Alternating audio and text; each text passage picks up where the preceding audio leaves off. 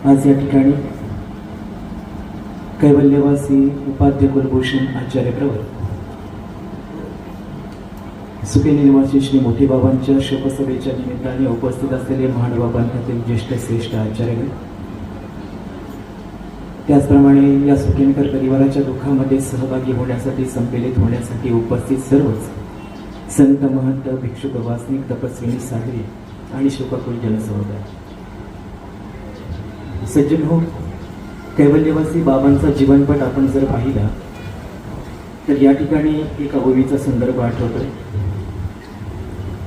पंडित दायंबास्कृत निर्वेद स्तोत्र, त्या निर्वेद स्तोत्रातील 112 क्रमांकाची एक ओवी आहे. त्या ओवीमध्ये ते पंडित दायंबास सांगतात की जो सकळापासून निवर्तला आणि की काहीच या नाही उरला, जो अनुसरलेला साधक जो असतो तो षडरिपूंपासून अधिदैविक, अधिभौतिक, आध्यात्मिक तापापासून वेगळा झालेला असतो.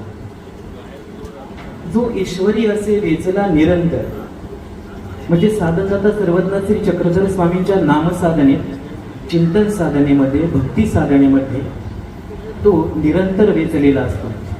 आणि असेच काहीतरी कैवल्यवासी बाबा या श्री क्षेत्र सुकेना या संस्थानाची सेवा करत असताना या स्थानापतीच्या माध्यमातून कैवल्यवासी बाबांचं संपूर्ण जीवन बाबांनी व्यतीत केलेलं आहे. आणि आमचे भाष्यकार सांगतात की ज्ञान, अनुसरण, संग, जवळीक, सेवा, दास्य, भजन, निरूपण हे 8 योग्यता, हे 8 कारण ज्याच्या ठिकाणी असतात ना, तो सन्निधान पाताला बोलीश. आणि हे 8ही गुण कैवल्यवासी बाबांच्या आचरणामध्ये, जीवनामध्ये, जीवनचरित्रामध्ये आपल्याला पाहायला मिळतात.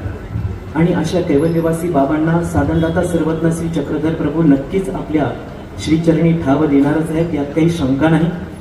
मी श्रीकृष्ण मंदिर महानुभाव आश्रम कुरकुटवाडी बोटा आश्रमाचे संचालक, संस्थापक उपाध्य कुलभूषण आचार्य प्रवर ब्रह्मविद्या प्रभू दचंद्र गुरुवारी श्री मोठे बाबाजी.